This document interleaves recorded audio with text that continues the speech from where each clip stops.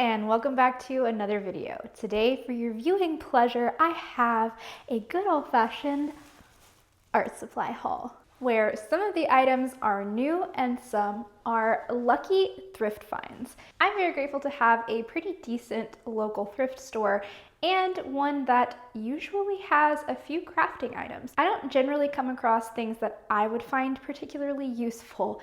However, this past time, I did some deeper digging than usual and found some pretty cool stuff. So I thought it would be fun to share all the things that I found, both thrifted and new. Let's get into it. So I think I really want to start with my thrifted items. The first thing I got was some crochet cotton thread. I do not crochet anymore, but I didn't actually get it for the purpose of crocheting. I want to take these teeny little clothespins and make a photo hanging of some of the cute postcards that I got on a recent trip. Next, I got some needlework fabric for cross stitch. Wink. More cross stitch fabric and more cross stitch fabric. I know you can see a theme here. It was really cheap. I also got these cute little miniature frames, and I have no clue what I'm going to do with them, but I couldn't pass them up. Like, look at them, seriously, they're adorable. Some pencil lead for my favorite drawing pencil, which I'm pretty sure uses 0.5. I really hope it does, otherwise I kind of got this for nothing. An embroidery hoop for future projects. This one I was the most excited about because I honestly just didn't think that I would find something like this on the offhand. I've been thinking about trying felt needling. I actually have tried once before. I made a strawberry and it was strawberry-like, but I found a felt needling kit. And I'm pretty sure it has most of the components inside of it. I mean, I didn't look to see what it might be missing, but it's got all kinds of little thingies that look like they're made for felt needling, so I'm pretty sure it's a complete set. And then lastly, I found this Liquitex metallic gold acrylic ink, which I've never used before, but I thought it would be cool to use for like embellishing finished paintings, and it's just really pretty. I really can't resist anything metallic. I'm basically like a crow when it comes to shiny things. Okay, so that's all for the thrifted items. Next, let's do items that I purchased new. Ironically, I bought all of my stuff from the store before I went thrifting, so I was unaware that I would find so much cross-stitching fabric. So I have this package of the Ada 14 count. I don't know a whole lot about cross-stitch, but when I Googled it, it said that 14 was the most common. And so with that, I went ahead and got the size 24 tapestry needle. Again, I know nothing. I am a babe in the woods when it comes to cross stitch. But this supposedly goes well with the 14 count cloth. So next I got some bobbins for my embroidery floss, which is currently just laying in a huge pile somewhere. I wanted to organize it. More embroidery hoops. These are mini. Some clamps for holding down sketchbook pages so they don't move and fly open and all that. I feel like I'm dropping a lot of hints on future projects by showing this, but some air dry clay from Peppy. I have never used this brand. I have actually never used air dry clay on my own.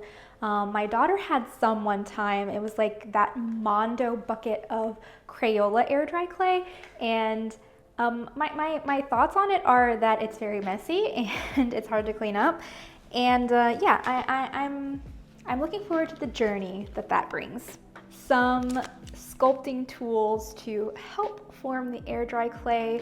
I considered not getting anything to sculpt it and just using these fingies, but in all the videos where I watch people sculpting, they use these and it makes it look so much easier. So I feel like these were almost a have to. And then with those little thingies also came these thingies for, I guess, sort of rounding stuff out, or kind of like making edges curl, I think.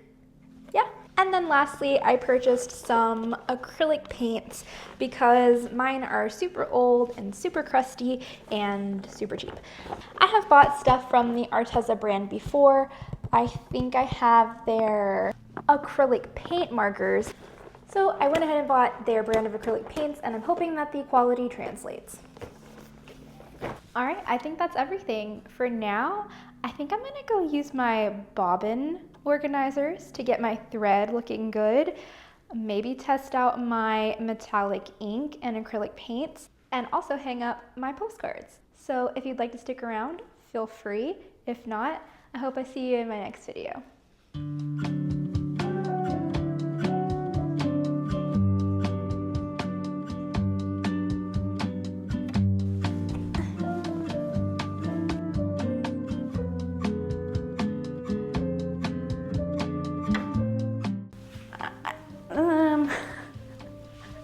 I mean, oof. Okay, it's not perfect, but I think I made it look a little bit better than it initially did, maybe.